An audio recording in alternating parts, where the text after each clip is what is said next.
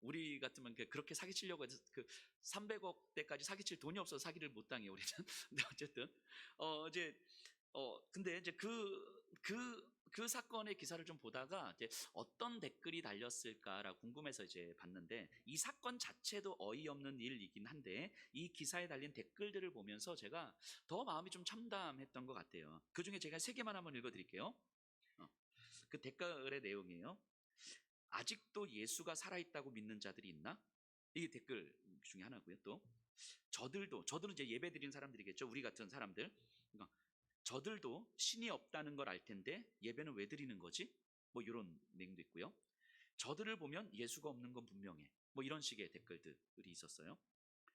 저는 이 댓글들을 보면서 어떤 생각을 좀 하게 됐냐면, 세상이 교회 다니는데 나쁜 짓 하는 사람들 때문에 욕하는 건 아니겠다 싶은 생각이 들어요. 물론 그런 사람들도 있지만 사실은 그런 사람들이 그렇게 많지는 않아요. 매스컴에 좀 떠올라서 그렇지.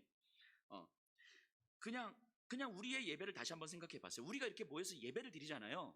우리가 예배를 드리는 이유는 신이 있다고 믿기 때문에 예배를 드리는 거죠. 신이 있다고 믿지 못하는데 우리가 이렇게 예배를 드릴 이유가 없을 텐데, 그러니까 아무리 예배를 드려도 세상은 우리의 예배를 보고 신이 살아있다는 생각조차 못한다는 거예요.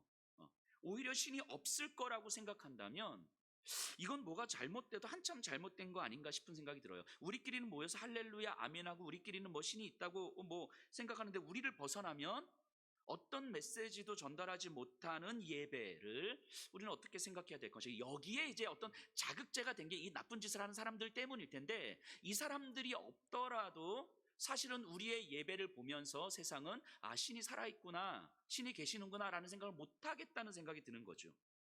물론 우리의 예배가 세상에 보여지고 세상을 설득하기 위해서 드리는 건 아니에요. 살아계신 하나님을 기뻐하기 때문에 예배를 드리는 것이고, 하나님을 의지하기 때문에 예배를 드리는 것이고, 하나님의 위로가 필요하기 때문에 예배를 드리는 건데, 그럼에도 불구하고 그렇게 하나님을 믿는 자들의 예배가 이 세상을 향해서 어떤 메시지로도 흘러가지 않는다면 그 예배는 심각하게 고민을 해봐야 되지 않을까요? 예수님을 믿는 것, 그 예배를 드리는 것, 이것이 갖는 의미를 진지하게 생각해 봐야 되지 않을까 싶습니다. 저는요, 단언하건대요, 예수 믿는 사람들이 나쁜 짓을 해서 세상의 신의 존재를 거부하는 것 같진 않아요. 그러니까 예수 믿는 사람들이 더 착하게 살고 더 도덕적으로 살고 더 구제한다고 해서 세상이 신의 존재를 믿을 거라고 생각하지 않아요. 왜냐하면 예수님을 믿지 않아도 얼마든지 더 착하게 살 수 있고요. 예수님을 믿지 않아도 얼마든지 더 도덕적으로 살 수 있고요. 예수님을 믿지 않는 사람들 중에서도 전 재산을 팔아서 어려운 사람들을 도와주는 사람들이 많거든요. 그렇기 때문에 예수님을 믿지 않아도 가능한 그런 삶 때문에 세상이 우리를 보고 신의 존재를 믿을 거라고 생각하지는 않습니다. 그러니까 예수 믿는 것을 착하게 사는 것, 뭐 도덕적으로 사는 것, 구제하는 것, 이렇게 생각하면 안 되겠죠. 그런 것들이 당연히 필요한 삶이긴 하지만 그것이 예수 믿는 삶을 설명하는 방식은 아닐 거예요. 예수님을 믿지 않아도 살 수 있는 삶 말고 정말 예수님을 믿어야만 가능한 삶, 예수님을 믿지 않으면 설명될 수 없는 삶, 그게 무엇인지 우리는 알아야 되는 거 아닙니까? 우리 그리스도인들이 예배를 드리는 사람들이 예수님을 믿지 않아도 할 수 있는 삶 정도, 그 정도 수준에서 우리가 살아간다면 세상은 우리를 보면서 신의 존재를 믿지 않을 거예요. 신이 살아있다고 생각하지 않을 거라고요. 자, 오늘 본문은요, 스데반의 순교하는 장면인데요, 오늘 본문을 좀 보면서 그 예수님을 믿어야만 가능한 삶이라는 게 뭔지 한번 생각해 보려고 해요. 자, 순교라는 말을 많이 듣죠. 순교자라는 말은 증인이라는 말에서 파생된 단어거든요. 증인. 그러니까 이게 순교는 증인이라는 의미예요. 순교자. 자, 믿음을 위해서, 내가 믿고 있는 그 믿음을 위해서 죽음까지도 불사한다는 건데요. 그런데 우리는 역사 속에서요, 자기 신념을 위해서 죽음을 각오한 사람들을 많이 봅니다. 뭐 독립운동 하셨던 분들은요, 예수님을 믿지 않음에도 불구하고 자기 신념을 위해서 목숨을 버려요. 이런 죽음도 숭고한 죽음은 분명하지만 이런 죽음을 복음이라고 하지는 않지요. 그러면 성경이 말하는 순교라는 건 어떤 의미이겠습니까? 죽음에 초점이 있는 게 아니에요. 순교는요, 내 존재와 삶의 의미가 무엇에 근거하고 있는가, 내 존재의 근거가 무엇이고 내 삶의 의미의 근거가 무엇인가, 여기에 초점을 두는 거예요. 그러니까 예수님께 삶의 의미를 두는 것, 예수님에 의해 오늘을 살게 되는 삶, 이게 바로 순교인 거죠. 그러니까 죽느냐 안 죽느냐가 아니라 예수님을 위해서 드려진 삶인가 아닌가, 순교의 초점은 여기에 있는 거예요. 그러니까 여러분들의 일상을 한번 생각해 보세요. 지난 한 주간, 한 달간, 아니 2023년도 살아왔던 여러분들의 지난 시간들을 보세요. 여러분들이 하루 24시간 뭐를 살아와, 이렇게 일주일에 이 시간들을 살아오면서 여러분들이 수많은 선택을 하고 수많은 판단을 하고 수많은 걸음들을 걸어갔을 텐데, 그 선택의 근거가 무엇이었는가? 질문 던져보면 되잖아요. 내가 예수님께 그 근거를 두고 하나님을 알아가는 그 기쁨을 누리는 삶을 살았던 것, 내가 돈을 벌고 내가 자녀들을 양육하고 내가 사람들을 만나고 내가 했던 그 모든 고민들과 모든 선택들이 예수 그리스도 위에 근거 지어진 삶이었던가, 아니면 그냥 그것과 상관없이 그냥 내 삶의 안전을 위해서 살아왔던 삶인가? 질문 던져보면 되잖아요. 순교는 죽느냐 안 죽느냐, 한 방에 뭐 나 예수 위해서 내 목숨 버릴게, 이런 방식이 순교가 아니라는 거예요. 예수께 드려진 삶인가 아닌가, 내 일상이 예수로 설명되는 삶인가 아닌가, 내가 돈을 버는 삶의 현장이 예수로 설명될 수 있는가 없는가, 내가 자녀를 양육하는 이 육아의 현장이 예수로 설명될 수 있는가 아닌가, 이 질문 던져보라는 거예요. 사도들을 보세요. 어떤 사도는요 칼에 목에 베어서 죽고, 어떤 사도는 십자가에 달려서 죽고, 어떤 사도는 톱으로 켜서 죽고, 이 스데반은 돌에 맞아 죽어요. 하지만 요한은 어떻습니까? 가장 오래서 수명을 다해서 죽어요. 자, 그럼 요한은 순교한 게 아닙니까? 아니죠. 요한도 순교한 거예요. 칼에 목이 베어서 죽은 사람도 순교고, 수명을 다해서 죽은 사람도 순교인 거예요. 왜냐하면 복음 때문에 죽었기 때문이 아니라 복음으로 살았기 때문인 거죠. 복음으로 살았던 삶을 순교라고 이야기하는 거예요. 예수님으로 그들의 인생의 의미를 찾았기 때문인 거죠. 그러니까 우리가 믿음이라고 하는 것은요, 단순한 어떤 신학과 사상의 집합이나 종교적 감흥, 뭐 이렇게 막 뜨거워지는 것, 아니면 정서적인 만족, 이런 게 아니에요. 믿음은 살아있는 진리 그 자체인 거죠. 내 존재와 삶의 근거, 그래서 때로는 내 생명보다도 더 귀하게 여길 줄 아는 것, 그렇게 살다 보니까 때로는 죽음일 수도 있고 삶일 수도 있는 거죠. 그리고 그 믿음이 드러내는 삶의 모습들 중에 하나가 착한 삶일 수 있고 도덕적인 삶일 수 있고 구제하는 삶일 수도 있는 거죠. 자, 순교, 믿음을 이렇게 볼 때에 오늘 본문에서 이야기하는 스데반의 순교를 우리는 조금 더 깊은 차원에서 접근할 수 있을 것 같아요. 54절, 7장 54절 한번 볼게요. 그들이 이 말을 듣고 마음에 찔려 그를 향하여 이를 갈거늘. 자, 스데반이 유대인들에게 설교를 하는 거예요. 이스라엘의 역사를 설교합니다. 근데 어떻게 설교했어요? 이스라엘의 역사를 하나님께서 이스라엘을 사랑하시고 구원하시고자 하는 언약의 역사로 설명해 갔어요. 근데 이스라엘 민족은 하나님을 믿지 못했기 때문에, 언약을 믿지 못했기 때문에 하나님께서 보내신 선지자들을 죽인 거예요. 그럼에도 불구하고 하나님은 그들에 대한 언약을 신실하게 지키시기 위해서 당신의 아들까지도 보내주셨는데, 유대인들은 그 하나님의 언약을 믿지 못했기 때문에 아들까지도 죽였다, 이렇게 스데반이 설교한 거예요. 그 예수까지 죽였다, 이렇게. 자, 한번 생각해 보십시다. 유대인들이 예수를 죽인 이유가 뭡니까? 유대인들이 예수를 죽였던 이유가 뭐죠? 이유는 단순해요. 자기들이 살려고 죽인 거예요. 자기들이 살려고. 예수를 죽여야 자기들이 이제까지 믿었던 삶의 필수적이라고 여겼던 어떤 돈이든 권력이든 종교적인 신념이든 이런 것들을 유지할 수 있었기 때문이에요. 예수의 말을 받아들이면, 예수를 받아들이면 이제까지 자기들이 지탱해왔던 삶의 근거들이 다 무효화되는 거잖아요. 자기가 옳다고 여겼던 것, 이것 때문에 내가 살고 있다고 생각했던 것들을 다 무효화시켜야 되는 거잖아요. 예수를 받아들이면. 그러니까 내가 살기 위해서 예수를 죽일 수밖에 없었던 거예요. 자, 그럼 생각해 보세요. 이 유대인들이 나쁜 사람들입니까? 자기들이 살 수 있는 길을 선택한 삶이 나쁜 선택이었습니까? 자신들의 삶을 위협하는 이단자이며 선동가이며 거짓 선지자인 예수를 죽이려고 자신들이 사는 것, 이게 나쁜 겁니까? 그거 아니잖아요. 아니잖아요. 그 나쁜 거 아니잖아요. 왜냐하면 우리도 다 그렇게 사는 거 아니에요? 내가 살기 위해서 무언가를 선택하면서 살아가잖아요. 우리의 선택의 근거가 내가 사는 거 아닙니까? 내 안전을 지키는 거 아니었어요? 나에게 익숙한 것들, 내가 경험된 것들, 내가 옳다고 여겼던 것들, 내 삶을 이제까지 지탱한다고 여겼던 것들, 이런 것들 지키겠다고 살아가는 거잖아요, 우리도. 이 세상이 살아가는 삶의 방식 그러지 않습니까? 그래서 나를 위협하고 나를 힘겹게 만드는 삶과 싸우면서 내가 살고자 하는 삶을 사는 거잖아요. 내가 살기 위해서 선택하며 살아가는 거잖아요. 이거 너무 당연한 삶 아니에요? 그러니까 이 유대인들을 너무 우리가 나쁜 사람들이라고 취급하면 안 돼. 그냥 이 세상에서 우리가 사는 너무 당연한 사람들인 거예요. 너무 당연한 사람들. 자, 우리 다시 한번 생각해 보면요. 그럼 우리 여기 있는 분들은 예수님을 믿고 살아가는 사람들이잖아요. 예수님을 믿는 게 쉽다고 편하다고 생각하시는 분들은 없으시죠? 이제는 이 자리에 계신 분들은. 자, 예수를 믿고 살아가는 게 어려운 이유가 뭡니까? 예수를 믿고 사는 삶이 힘든 이유가 뭐예요? 이해가 안 되기 때문이에요. 이해가 안 되기 때문에. 우리는요, 이해되는 삶을 살고 싶은 거거든요. 이해되는 삶. 내가 어떤 어려움에 처해도 이 어려움을 내가 이해할 수 있으면 되거든요. 내 삶을 이해하고 설명 가능한 삶으로 살고 싶은 거예요. 내가 받아들일 수 있는 삶으로 살고 싶은 거죠. 그런데 예수를 믿는 삶은 이해가 안 되는 삶이거든요. 그러면 우리가 이해가 안 되는 이유가 뭡니까? 그래서 우리는 예수께서 십자가에 죽으신 것도 이해가 안 되지만 그건 예수니까 그렇지라고 믿고 살아가는 거잖아요. 그렇게 이해를 하는 거잖아요, 우리는. 그 삶이 너의 삶이야 라고 얘기하면 이제 못 받아들이는 거잖아요. 그러니까 우리는 이해되는 삶을 살고 싶은 거니까. 그러면 우리가 이해가 안 되는 이유가 뭐겠습니까? 내가 살고자 하는 본성이 내 삶의 전제이기 때문인 거죠.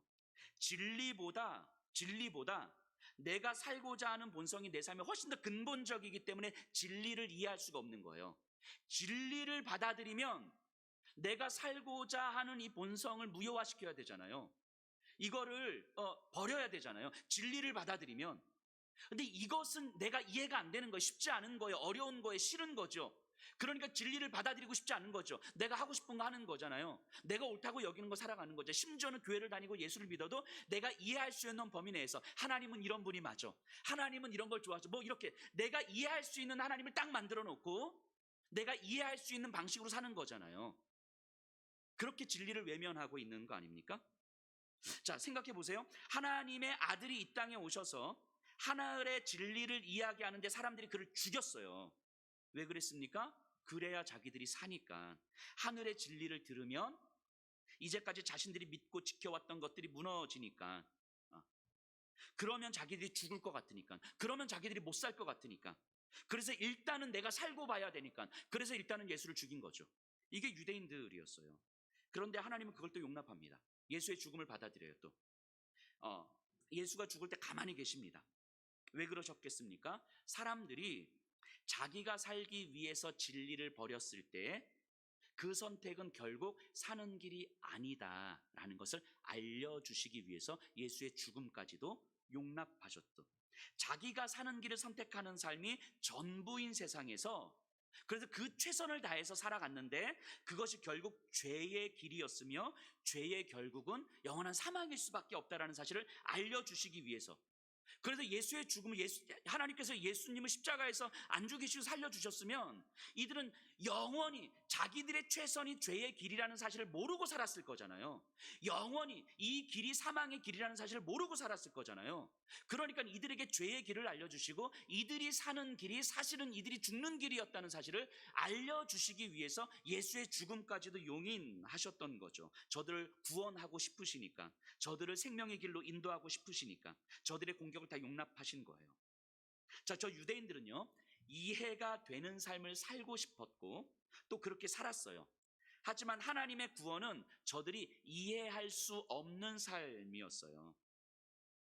그런데 분명한 건요, 내가 이해가 안 되는 삶, 내가 받아들일 수 없는 삶, 내가 동의가 안 되는 삶, 그게 예수의 길이에요. 그게 예수의 길이라고요. 그래서 도저히 나는 그렇게는 못 살아요. 그게 예수의 길일 거라고요. 나는 죽었다 깨어나도 그렇게는 못하면 그게 예수의 길일 거라고요. 그런데 우리는 계속 내가 이해하고 싶은 삶을 살고 싶은 거예요. 내가 받아들일 수 있는 삶을 살고 싶은 거예요. 그런 설교를 듣고 싶은 거죠. 설교를 들으면 내 마음에 위로가 되고 맞아, 뭐 그런 설교를 듣고 싶은 거죠. 교회를 다니면서도 우리는 이해가 되는 삶을 살고 싶은 거예요. 교회를 보면서 내가 이해가 되는 사람들과 만나고 싶은 거고, 교회를 보면서 내가 이해가 되는 교회를 만들고 싶은 거죠. 그러니까 성경을 올바르게 들으면 들을수록 계속 부딪히는 거예요. 계속 이해가 되는 삶을 살고 싶은 자신과 이해될 수 없는 말씀이 부딪히는 거라고요. 그래서 힘이 드는 거예요. 저는 정말 간절히 바라기는 여러분들이 계속 그렇게 힘드셨으면 좋겠어요. 진짜 계속 그렇게 힘드셔야 돼요. 말씀을 듣고 계속 찔리셔야 됩니다. 말씀을 듣고 아프셔야 돼요. 이해가 안 되는 하나님의 말씀이 끝까지 이해가 안 되는데 이게 진짜구나라고 경험할 때까지, 말씀이 여전히 받아들여지지 않고 여전히 내 머릿속으로는 이해가 안 되는데 이게 진짜구나, 이게 경험될 때까지 여러분들이 힘드셔야 되고 찔리셔야 되고 아프셔야 되고 씨름하셔야 되는 거예요. 그래야 진짜 여러분들이 사는 거예요. 자, 스데반의 설교를 들은 유대인들의 반응을 한번 보세요. 찔렸습니다. 아팠어요. 이해할 수 없는 그 하나님의 말씀이 저들의 마음을 깊이 찔러온 거예요. 그런데 저들은 분노합니다. 예수를 죽였을 때처럼 자신들이 살아야 하니까, 스데반의 말을 다 들으면 이제까지 자기가 믿고 있다고 생각한 것, 옳다고 믿었던 것들이 다 무효화가 되니까 스데반을 받아들일 수가 없는 거예요. 이것이 세상에서는 당연한 반응인 거죠. 당연한 거예요. 믿음이 없는 세상에서는 당연한 거예요. 믿음이 없으니까. 그러니까 나쁜 게 아니라 그냥 믿음이 없는 거예요. 나쁜 게 아니라. 자, 55절 56절 보세요. 스데반이 성령 충만하여 하늘을 우러러 주목하여 하나님의 영광과 및 예수께서 하나님 우편에 서신 것을 보고 말하되, 보라, 하늘이 열리고 인자가 하나님 우편에 서신 것을 보노라 한대. 자, 스데반을 향하여 죽이려고 달려드는 유대인들 한가운데서 스데반은 성령 충만했어요. 그러니까 하나님 보좌와 보좌 우편에 서신 예수님을 봤습니다. 그리고 사람들이 유대인들에게 얘기해요. 여러분들, 내가 하늘을 지금 보고 있는데 하나님의 보좌가 보이고 하나님 보좌 우편에 서 계신 예수님이 보입니다. 이렇게 이야기를 해요. 우리가 예배 드리면서 사도신경 고백했죠. 사도신경에서 우리 어떻게 고백했죠? 하늘에 오르사 전능하신 하나님 우편에 어떻게? 앉아 계시다가. 예수님은 하나님 보좌 우편에 앉아 계신 분이거든요. 근데 지금 스데반은 어떤 모습을 보고 있습니까? 하나님 보좌 우편에 서 계신 모습을 보는 거예요. 이 장면을 어거스틴은 이렇게 주의를 했어요. 그냥 어거스틴의 말을 그대로 한번 읽어볼게요. 예수님이 하나님 우편에 앉아 계신다고 말할 때는 심판자를 의미하고, 서 계신다고 말할 때는 변호자와 중보자를 의미한다. 그러니까 예수님이 앉아 계신다는 것은 통치자, 심판자를 얘기하는 것이고요. 서 계신다는 것은 변호인. 그러니까 생각해보세요. 통치 심판자는 판사의 자리에 앉는 거예요. 재판정이라고 생각하면 판사가 갑자기 내 옆으로 와서 내 변호인이 되는 거예요. 그럼 이 게임은 끝난 거죠. 이 내 변호인이 결국 최종 판결할 거잖아요. 다시 변호하고 판사의 자리에 올라가서 판결할 거잖아요. 이 게임 끝난 거죠. 지금 스데반이 보고 있는 장면은요, 예수님이 하나님 보좌 우편에 서 계신 거예요. 판사인데, 판결하실 분이신데 내 옆에서 내 변호하고 계시는 예수님을 보고 있는 거예요. 죄의 길에 대해서 엄중하게 심판하실 예수님께서 동시에 의의 길을 걷는 자를 위해서 적극적으로 변호하고 계시는 거예요. 지금 이 스데반이 처한 상황을 한번 그려보세요. 지금 현재 스데반이 어디에 있습니까? 유대인들의 그 최고 법정인 산헤드린 법정에 있어요. 종교 지도자들이요, 스데반을 고소했고요. 지금 판결하기 직전입니다. 근데 판결이 이제 거의 나왔어요. 사형 판결입니다. 스데반은 사형 판결을 받을 거예요. 그래서 돌로 쳐 죽음을 당할 거예요. 이 땅에서 산헤드린 법정에서 판결이 진행되는 동안에 동시에 이 똑같은 사건에 대해서, 이 스데반 사건에 대해서 하늘에서 법정이 열리고 있는 거예요. 근데 하늘에 이 산헤드린 법정에 이 최고 심판자인 대제사장이 스데반에게 사형 판결을 지금 내리고 있거든요. 근데 하늘의 법정에서 최종 심판자인 예수께서 최종 심판하시기 전에 지금 이 피고의 자리인 스데반에게 오셔서 스데반을 변호하고 있는 장면이 지금 보여지는 거예요. 그러니까 스데반이 지금 경험하고 있는 건 하늘의 법정과 땅의 법정이 지금 이렇게 겹쳐지는 장면을 보고 있는 거예요. 스데반은요, 이 땅에서 죽어야만 하는 상황, 이 땅에서 모든 것을 잃어버려야만 하는 상황, 이 땅에서 수치와 모욕을 당하고 하찮은 존재로 여겨져야만 하는 이 상황이 동시에 하늘에서는 예수님이 내 변호인으로 활동하시면서 나를 지지하시고 나를 응원하시고 나와 함께 하시고 결국 네가 이길 거야 라고 말씀하시는 장면이 동시에 펼쳐지고 있는 거예요. 근데 하늘에서 그렇게 이루어지고 있는데 이것이 지금 이 땅에서 겹쳐지고 있는 거예요. 스데반은 지금 이걸 보고 있는 거라고요. 이게 스데반의 경험이고 믿음이죠. 이건 우리가 살아가는 모든 현실도 마찬가지인 거죠. 우리가 살아가는 모든 현실, 내 눈앞에 펼쳐진 모든 상황들은 똑같은 상황이 동시에 하늘에서도 펼쳐지고 있는 걸 거거든요. 근데 이것이 어느 순간 내 삶의 현실에도 겹쳐서 경험이 되는 거예요. 나는 죽을 것 같은 상황인데 내가 하찮게 여겨지고 내가 모욕을 당하고 나는 지금 절망과 좌절에 빠져 있는 상황인데, 그런데 동시에 하늘에서 이루어진 일이 이 땅에서 겹쳐서 보이는 거예요. 그런데 예수께서 나를 지지하시고 나를 응원하시고 내 변호인이 되시고 네가 결국 이길 거라고 말씀하시는 그 예수님이 이 땅에서 죽을 것 같은 내 현실 한가운데서 동시에 경험이 되는 거예요. 이게 지금 스데반의 경험이죠. 그런데 이 믿음을 세상은 이해할 수가 없는 거예요. 만약에 스데반의 이 믿음을 이 사내들인 법정 유대인들이 받아들인다면 지금 이 유대인들이 이제까지 지켜왔었던 자기들의 권력이 다 무너지는 거예요. 유대인들이 지켜왔었던 자기 삶의 기둥들이 다 무너지는 거예요. 그러니까 스데반의 이 믿음을 받아들일 수가 없는 거죠. 자, 57절, 58절입니다. 그들이 큰 소리를 지르며 귀를 막고 일제히 그에게 달려들어 성 밖으로 내치고 돌로 칠세 증인들이 옷을 벗어 사울이라 하는 청년의 발 앞에 두니라. 자, 유대인들은 더 이상 들으려고 하지 않습니다. 더 이상 들을 필요도 없어요. 자신들에게 어떠한 것도 유익하지 않기 때문에 귀를 막고 있는 거죠. 들을 만한 가치가 없는 거예요. 내가 받아들일 수 없고 내가 이해할 수 없는 이야기들은 내가 안 듣는 거죠. 스데반의 임을 막았어야 했고요. 그래서 사형 판결을 땅땅땅 내리고 성 밖으로 데리고 나가서 돌로 쳐 죽입니다.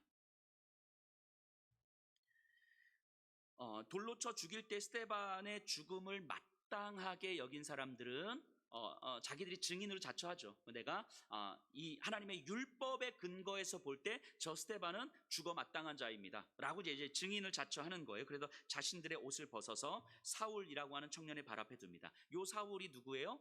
우리가 흔히 사도 바울이라고 이야기하는 그 사울이에요. 이 사울은 지금 스데반이 설교하는 모든 장면, 스데반이 죽어가는 모든 장면을 지금 그 옆에서 지켜보고 있는 거예요. 모든 유대인들은요, 너나 할 것 없이 속 시원하게 욕을 하며 돌을 던집니다. 뭐 한 번 던지는 게 아니라 이따만한 돌을 그냥 계속 던지는 거죠. 그 머리가 깨지고 옷이 찢겨지고 뭐 살이 찢겨지고 뼈가 부러지고 이렇게 죽어갈 때까지 돌을 던지는 거죠. 자, 59절, 60절. 그들이 돌로 스데반을 치니 스데반이 부르짖어 이르되 주 예수여 내 영혼을 받으시옵소서 하고 무릎을 꿇고 크게 불러 이르되 주여 이 죄를 그들에게 돌리지 마옵소서 이 말을 하고 자니라. 자, 스데반의 반응을 보세요. 내 영혼을 받으시옵소서. 이게 어떤 의미겠습니까?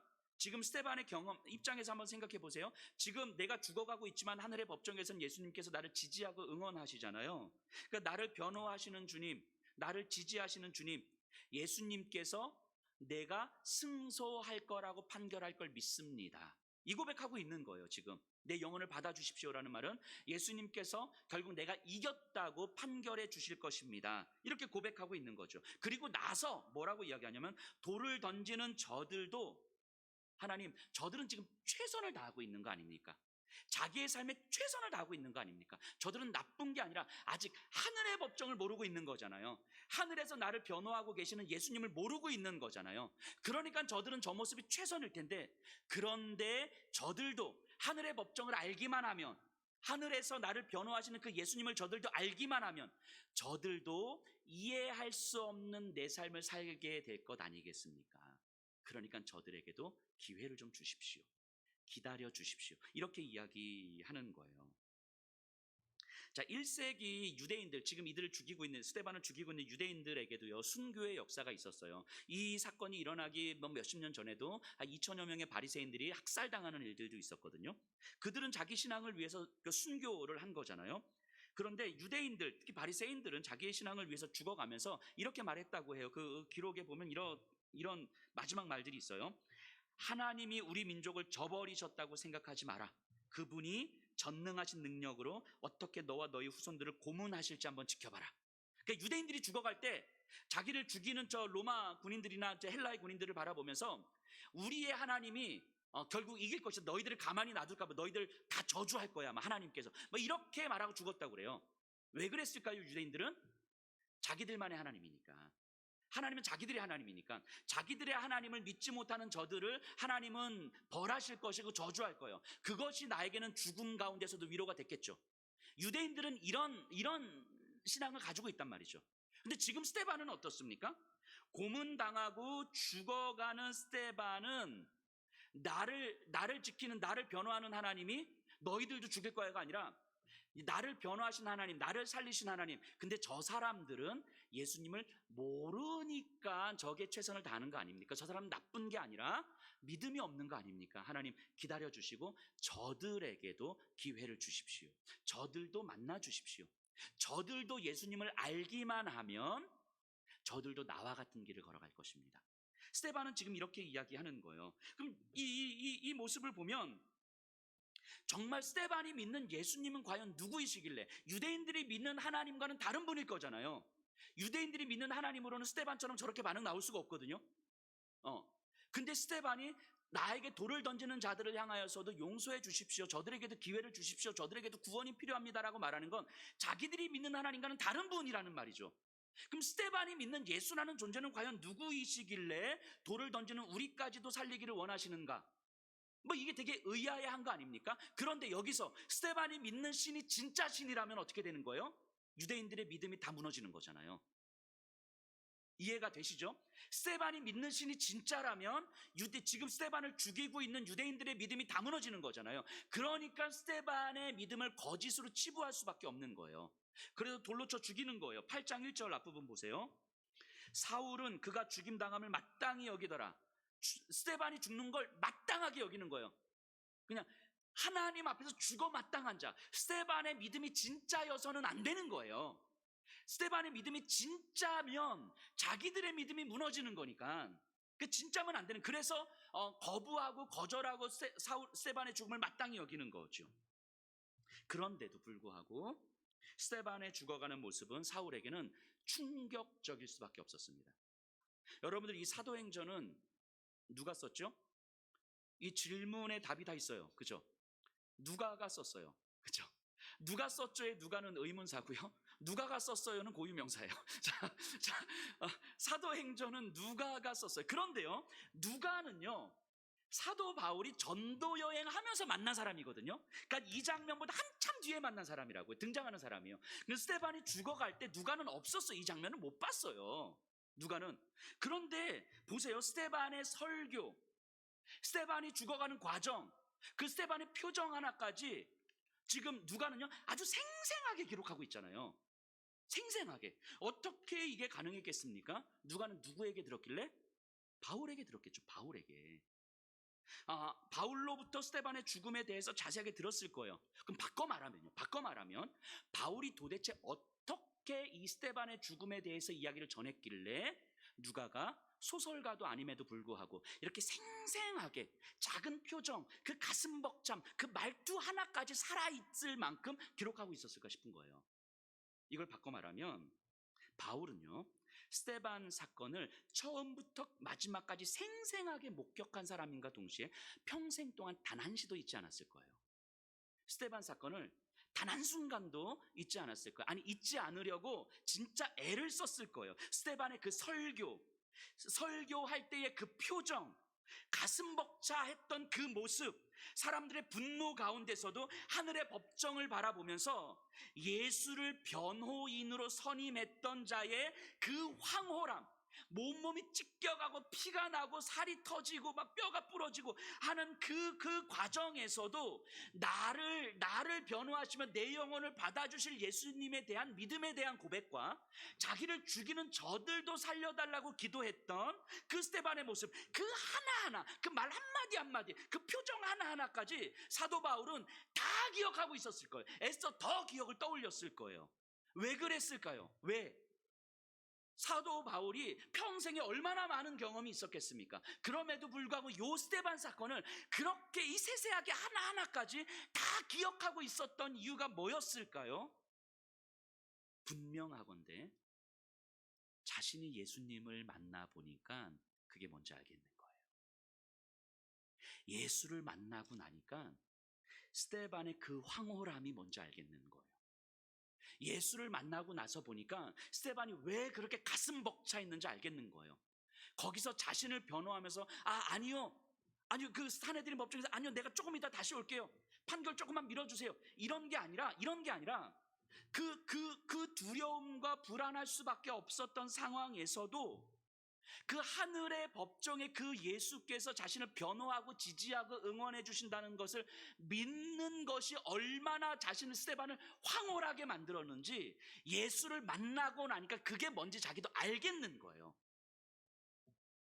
그걸 알지 못했을 때의 자기 모습이 너무나 한심스러웠던 거죠. 스데반을 죽였던 자신, 스데반은 죽어 마땅하다고 여겼던 자신, 그 이상을 생각할 수 없었던 자신이 그건 최선이었지만 그것이 죄였다는 사실을 너무나 선명히 보였기 때문인 거죠. 이 죄인들이 하나님의 아들 예수를 죽인 것처럼 죄인이 하나님의 의인을 죽인 이 사건이 자기의 평생 동안에 정말 사라지지 않은 선명한 기억으로 남아있는 거죠. 그런데 이제는 알겠는 거예요. 스데반이 경험한 예수님이 어떤 분이신지 알겠는 거예요. 그래서 바울이 옥에 갇히고 40에 하나 감한 매를 3번이나 맞고 배를 타고 가다가 풍랑 가운데 조난을 당하고 먹을 것이 없어서 굶주렸고 강도의 위협을 당하는 그 모든 순간에 바울은 예수와 함께 했던 스데반을 기억했을 거예요.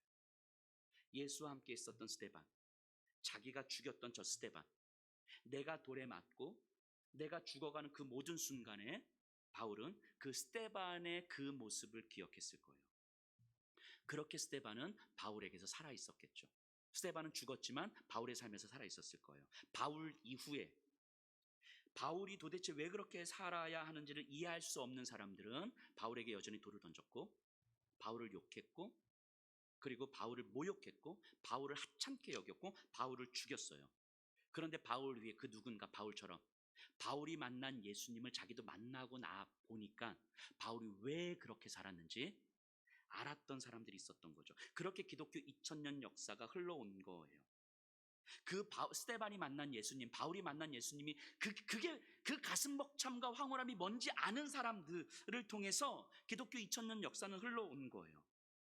그리고 오늘도 여전히 스데반은 바울은 이 시대 그리스도인들의 삶 속에 살아있는 거 아니겠습니까? 우리가 하찮게 여김을 당하고 우리가 모욕을 당하고 우리가 손해를 당하고 우리가 억울함을 당하고 그런 모든 순간에 하늘의 법정이 동시에 열리고 있으며 여전히 나를 지지하고 나를 여전히 응원하시는 그 예수님이 내 변호인으로 계신다는 사실이 믿어지는 그 가슴 벅참과 그 황홀함을 경험하는 사람들을 통해서 스데반은 살아있는 것이고 바울은 살아있는 거 아니겠습니까? 스데반을 이해할 수 없었던 바울이었는데 바울이 어떻게 스데반과 같은 믿음의 길을 걸어갈 수 있었겠습니까? 바울을 이해할 수 없었던 그 어거스틴이 칼빈, 루터, 조나단 에드워즈 이름도 없이 믿음의 길을 걸어갔던 수많은 사람들은 어떻게 바울과 같은 길을 걸어갈 수 있었겠습니까?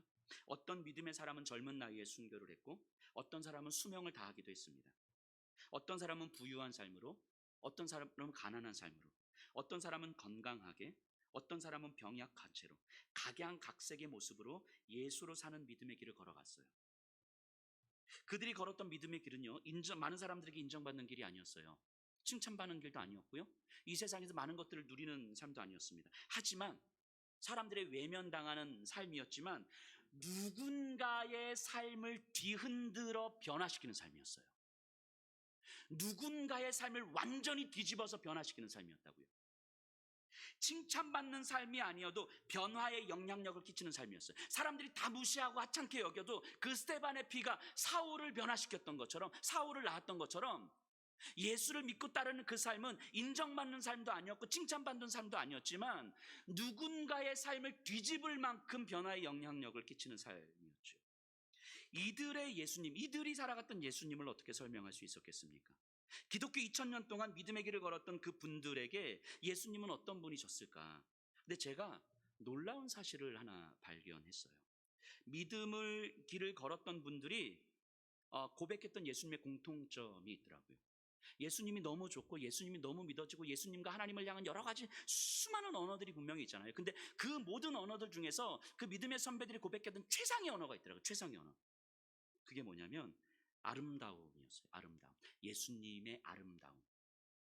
그분들이 고백할 수 있었던 최상의 표현, 예수님을 향한 최상의 표현이 예수님은 아름다운 분이십니다. 예수님이 얼마나 아름다우신지. 이 아름다움이라는 건요, 언어로 설명할 수 없는 실체예요. 언어로 설명하면 이미 아름답지 않은, 하지만 분명히 있는, 그래서 언어로는 설명할 수 없는데 분명히 나를 압도하고 가슴 벅차게 만드는 힘인 거죠. 여러분들 그 고갱의 그림, 그 대작 아시죠? 우리는 어디로 왔고 무엇을 하고 있으면 어디를 향해 가는가. 그 대작 앞에 딱 서면 이 웅장해지는, 가슴 벅차고 막 압도당하는 느낌을 받거든요. 근데 그 그림을 언어로 설명하기 시작하면 전혀 압도당하지 않습니다. 전혀 웅장함이 사라져요. 전쟁터에서 적국의 군인에게 꽃 한 송이를 건네는 어린 소녀의 모습을 상상해 보세요. 모든 군인들의 손에서, 아군이든 적군이든 모든 군인들의 손에서 총을 내려놓게 만드는 그 숭고한 아름다움, 그 압도적인 힘, 군인들의 손에서 총을 내려놓게 만드는 그 압도적인 힘이 있는 거예요. 그 아름다움에는. 근데 그 아름다움을 언어로 설명하려면 더 이상 아름답지 않아요. 하지만 그 아름다움을 경험한 사람은 그 아름다움이 갖는 그 압도적 힘이 무엇인지 아는 거예요. 그 자리에 있었던 사람들은 아는 거죠. 아름다움이 갖는 그 힘이라는 게. 아름다움은 이런 거예요. 이 세상의 그 어떤 힘보다도 강력하게 사람을 움직이는 힘인데 그걸 언어로는 설명할 수가 없는 거예요. 사형 판결을 받고 있는 이 땅의 법정과 자신을 변호하는 예수님이 계시는 그 하늘의 법정을 동시에 경험하는 스데반을 상상해 보세요. 그 순간 자신을 죽이려고 덤벼드는, 자기를 모욕하고 손가락질하고 돌로 쳐 죽이려고 덤벼드는 그 모든 것들로부터, 자신을 두렵게 만드는 세상의 모든 것들로부터 자신을 해방시켜 주시는 예수 그리스도의 압도적인 힘 아닙니까? 그 순간은 사내들은 법정에서 눌릴 수밖에 없는데, 좌절하고 절망할 수밖에 없는데, 그 순간 하늘의 법정에서 예수께서 나를 변호하신다는 사실이 보여지고 경험되었을 때에 자신을 두렵게 만드는 모든 힘으로부터 해방되는 거예요. 상황이 달라져서가 아니라, 그 사람들이 돌을 내려놔서가 아니라 여전히 돌을 던지고 여전히 욕을 하고 여전히 손가락질하는데 그 불안과 두려움으로부터 해방되는 거예요. 그게 예수 그리스도의 아름다움이죠. 예수 그리스도의 아름다움, 압도적인 힘. 이걸 경험한다는 건요, 그러니까 예수 믿고 우리 더 착하게 살자, 예수 믿고 더 구제하면서 살자, 이런 차원이 아니에요. 이해할 수 없는 내 현실과 받아들일 수 없는 내 현실과 더 이해할 수 없는 예수 그리스도의 그 아름다움이 경험되는 삶, 그 순간이 겹쳐지는 삶이 우리 그리스도인들의 인생의 길이죠. 그래서 우리 그리스도인들의 인생의 길은요, 이해가 안 되는, 설명이 되지 않는 길을 가는데 더 이해할 수 없는 나를 압도하는 힘이 나에게 경험이 되는 거예요. 근데 이걸 누군가에게 설명할 수 있는 말이 없는 거예요. 그러니까 우리 믿음의 선배님들이 그렇게 수십 권의 책을 저술하고 아주 탁월한 신학적 깨달음을 발견했던 그 믿음의 선배들, 대단한 신학자들도 결국 가서 그들의 최종적인 고백은 뭐냐면 예수의 아름다움이었어요. 예수의 아름다움 외에 더 이상 더 영원할 수 있는 언어가 없었던 거죠. 이 경험을 어떻게 설명할 방법이 없어서 인간의 언어가 갖는 이 가벼움이 느껴져서, 그래서 어떻게든 이걸 표현해 보고 싶은데 표현할 수 있는 방법이 없어서 애를 쓰고 몸부림을 치고 또 그렇게 하루하루를 사는 거예요. 그런데 희한한 건요, 그걸 아는 사람들이 있는, 그걸 알아보는 사람들이 있는 거예요. 이 예수의 아름다움을 어떻게 설명할 말이 없는데 이걸 몸부림치고 있는데 누군가는 그걸 알아채는 거예요. 예수의 아름다움에 대해서 이야기하는데 그거 나도 경험해봤는데, 그 예수님, 내가 이해할 수 없는 현실이었는데 나를 압도하는 예수 그리스도의 힘, 나도 그거 경험해봤는데 그게 예수의 아름다움이었구나. 나도 그런 경험이 있는데, 근데 나도 이걸 어떻게 설명할 방법이 없어. 그냥 꾸역꾸역 하루하루를 살아가고 있는 것 같은데 당신도 그 경험이 있구나. 당신도 그 예수 그리스도의 아름다움을 아는구나. 당신도 그거 몸부림치고 있는 거구나. 이걸 알아채는 사람이 있는 거예요. 이 땅의 현실과 하늘의 현실이 겹쳐지는 그 경험이 어떤 건지, 그 경험이 내 가슴을 얼마나 벅차게 만드는지, 나를 두렵게 만드는 삶의 투성이에서 어느 순간 이 두려움과 불안함으로부터 나를 해방시키는 그 예수 그리스도의 그 압도적 힘이 무엇인지를 경험한 사람들은, 이 조금이라도 맛본 사람들은 그게 뭔지 알아채는 거죠. 누군가 그 이야기할 때 그게 뭔지 아는, 나도 그거 안다고. 그러면서 그 안에 감추어진 그 눈물들을 보게 되는 거예요. 그걸 아는 사람들을 만날 때 그렇게 기쁠 수가 없어요. 예수의 아름다움을 나눌 수 있는 사람을 만나면 그렇게 감동적일 수가 없어요. 처음 보는 사람인데도, 잘 모르는 사람인데도 내가 말하는 게 뭔지 아는 거예요. 저 사람이 말하는 게 뭔지 내가 알겠는 거죠. 그러니까 그 안에 감추어진 그 숱한 눈물들이 보이기 시작하는 거예요. 그래서 예수의 아름다움을 이야기할 때, 나도 모르게 그 이야기를 들을 때 나도 모르게 눈물이 나는 거예요. 그 안에 감추어진 눈물이 보이기 시작하고, 이 땅에서의 그 절망적 현실 가운데서 그 예수의 아름다움을 경험한다는 것이 얼마나 받아들이기 어려운 삶의 현장이었었는지를 우리는 충분하게 알기 때문인 거죠. 그럼에도 불구하고 그 길을 걸어갈 수밖에 없었던 이유는, 나를 압도하는 예수의 힘이 이 현실의 힘보다 훨씬 더 크다는 것을 알았기 때문에, 이 세상에서는 이해할 수 없고, 왜 그렇게 살아가는지 이해할 수 없고, 왜 그렇게까지 해야 되는지 이해할 수 없지만, 그걸 아는 거예요. 그 길을 걸어갈 수밖에 없다는 사실을 아는 거예요. 그 눈물의 길을 아는 거예요. 그러니까 그 길을 걸어가는, 그 말을 하는 사람을 바라보면서 감동적인 거예요. 기쁜 거예요. 그런 사람들이 모여 있는 곳이 교회죠. 그런 사람들이 모여 있는 곳이.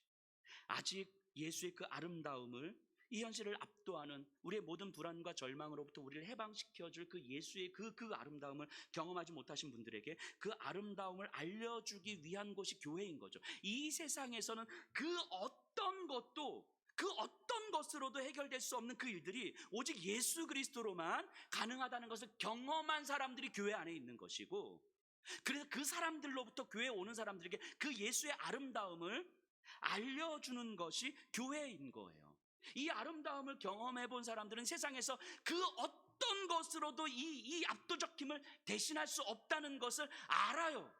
그러니까 힘들지만 그것이 부럽고, 그것이 나도 뭐 그렇게 살고 싶은데 그렇게 갈 수가 없는 거예요. 그래서 받아들일 수 없고, 그래서 힘든 거예요. 그럼에도 불구하고 걸어가는 거예요. 근데 그걸 아는 사람들은요, 그 삶을 바라보면서 자, 힘드니까 그만합시다. 우리 이젠 적당히 살아갑시다. 이렇게 말 못하는 거예요. 그 아름다움을 경험해 본 사람은요. 힘들지만 이 길을 통해서 예수를 경험할 수 있다는 사실을 알기 때문에, 예수의 아름다움이 우리를 얼마나 압도할 수 있다는 사실을 알기 때문에 같이 눈물 흘리고 같이 걸어가는 거예요. 내가 같이 기도할 테니까 우리 이 걸음 같이 걸어가십시다. 우리 함께 이 예수의 아름다움을 나누는 삶을 걸어가십시다. 그래서 예배를 드리는 거예요. 우리가 지금 이 자리에 모여서 이렇게 예배를 드리는 이유는 바로 그 예수의 아름다움이 우리에게 경험이 되었고 또 사모가 되기 때문인 거죠. 이 예배를 드리는 예배자들은요, 여러분들의 현실과 이게 겹쳐진 그 하늘의 현실을 경험하면서 여러분들을 지지해 주시는 그 예수님으로 또 하루를 살게 하는 힘인 거예요. 설명이 아니라 삶으로, 이해되는 삶이 아니라 이해되지 않지만 분명히 믿어지는 삶으로, 세상은 받아들일 수 없고 세상의 어떤 방식으로도 설명할 수 없지만 분명히 변화의 영향력을 끼치는 삶으로 살아가는 거예요. 사람들에게 좋은 사람이구나, 교회 다니까 참 착한 사람이구나, 이런 게 아니라 도저히 이해할 수 없고 받아들일 수 없는 삶인데, 저 삶을 통해서 인정도 안 되고 칭찬도 못 받는 삶일 것 같은데, 그런데 저 삶을 통해서 내 삶을 뒤집어 엎을 만한 변화의 영향력을 끼치는 그런 삶, 이게 예배라고요. 이게 예배자의 삶이라고요. 제가 우리 교육자들한테 종종 하는 이야기가 있는데, 목회자들은요, 내가 여하나 목사, 좋은 목사입니다, 되게 건강한 목사님이에요, 이런 얘기 듣는 건요 그렇게 어렵지 않습니다. 조금만 노력하면 돼요. 이런 거는 좋은 목사 되는 건 어렵지 않아요. 근데 목사가 좋은 목사 되는 게 아무 의미가 없어요. 목사는요, 성도들에게 영향을 끼쳐야 되잖아요. 영향을 끼쳐야 되잖아요. 복음으로, 말씀으로 영향을 끼쳐야 되잖아요. 그러려면 싫은 소리도 듣는 거고요, 거절하는 사람 쫓아가야 되는 거고요, 끄집어내야 되는 거고요, 싫다고 도망가는 사람들 멱살을 붙잡고 와야 되는 거예요. 그래서 사람들에게 욕도 먹는 거고, 뭐 인정도 못 받고 칭찬도 못 받지만 그럼에도 불구하고 내 삶을 뒤집어 엎을 만한 그 변화의 영향력이 생기는 거. 그렇죠? 예배는 그런 거예요. 예배는 우리의 예배가, 우리가 드리는 예배가 이럴 수 있다면요, 이런 예배일 수 있다면 세상은요 우리의 예배를 보면서 인정하지 않을 수도 있어요. 칭찬하지 않을 수도 있어요. 받아들이지 않을 수도 있어요. 하지만 신이 없다고 말하지 못할 거예요. 우리의 예배가 이럴 수 있다면 욕먹을지 모르겠지만 신이 없다고 세상이 말하지 못할 거라고요. 근데 우리의 예배를 보면서 신이 없다고 말하는 세상, 너무 마음 아픈 현실 아닙니까? 지금 자신들이 믿지 않더라도 결국 자신들의 삶을 뒤집을 그 신의 아름다움을 경험하게 될 거거든요. 우리의 예배가 그렇다면, 우리가 그런 예배를 드릴 수 있다면 이 세상의 인정은 못 받아도 이 세상의 삶을 뒤집어 엎을 만한 그 변화의 영향력을, 그 신의 아름다움을 분명히 경험하게 될 거거든요. 우리가 그런 것들을 경험할 수 있다면, 그런 것들을 경험한 자들이 드리는 예배라면, 이 예배를 통해서 그 신의 아름다움을, 예수의 아름다움을 우리가 더 사모하고 더 고백할 수 있다면, 그래서 우리의 삶이 순교적 삶으로 사라질 수 있다면 세상은 우리를 이해하지 못해도, 우리를 받아들이지 못해도 우리를 보면서 신이 없다고는 말하지 못할 거라고요. 저는 가끔씩 그래서 이런 생각을 좀 해봅니다. 교회 안에서도 좀 우리는 충분히 외로웠으면 좋겠다. 예수 그리스도의 아름다움을 경험할 수 있는 그 충분한 시간, 충분한 외로움이 있었으면 좋겠다는 생각을 좀 해보게 됩니다. 이걸 뭐 서로에게 무관심하고 내 게으름을 정당화시켜서는 안 되는 거죠. 뭐 혼자서 예배만 드리고 가는 거, 이런 거 의미하는 거 아니에요. 서로 관계 맺고 나눔하고 여러 모양으로 봉사하는 건 반드시 필요하죠. 너무너무 좋은 거예요.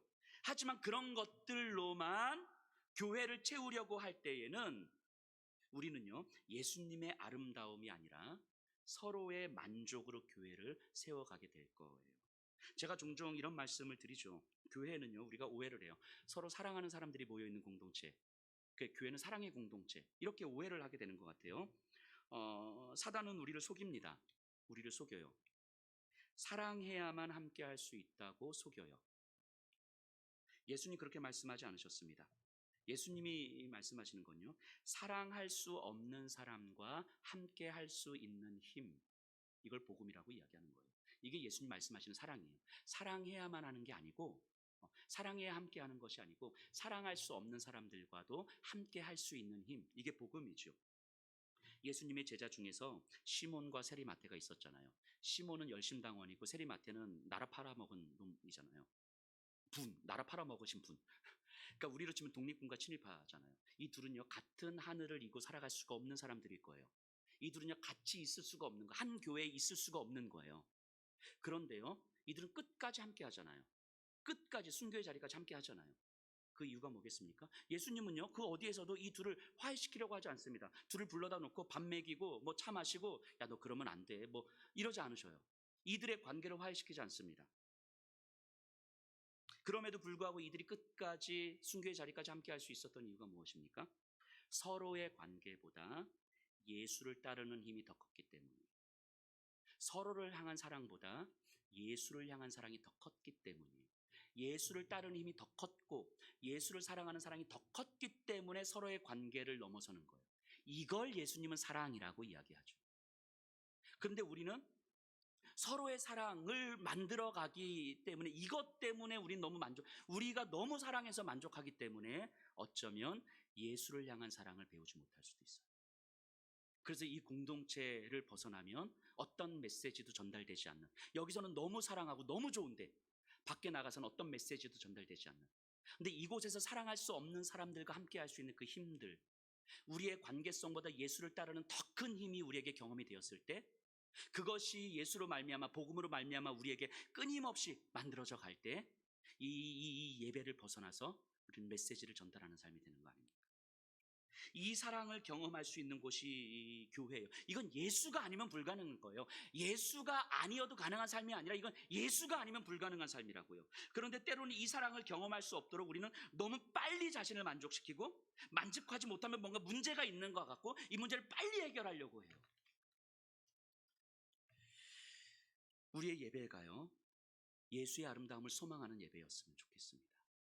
우리의 삶이 그 어떤 것보다 예수를 따르는 힘이 가장 큰 힘이었으면 좋겠어요. 예수를 향한 사랑이 가장 크기 때문에 다른 그 어떤 것들을 압도할 수 있는 그 예수의 아름다움으로 우리의 인생을 살아갔으면 좋겠습니다. 그래서 이해할 수 없고 받아들일 수 없는 인생의 여정에서 더 이해할 수 없는 예수의 그 아름다움으로 설명되는 삶. 그래서 이해되지 않고 인정받지 못하지만 누군가의 삶을 뒤집을 만한 변화의 영향력을 끼치는 삶. 그것이 우리의 예배였으면 좋겠고 여러분들의 인생이었으면 좋겠습니다. 우리 다 같이 일어나셔서 주를 찬양하겠습니다.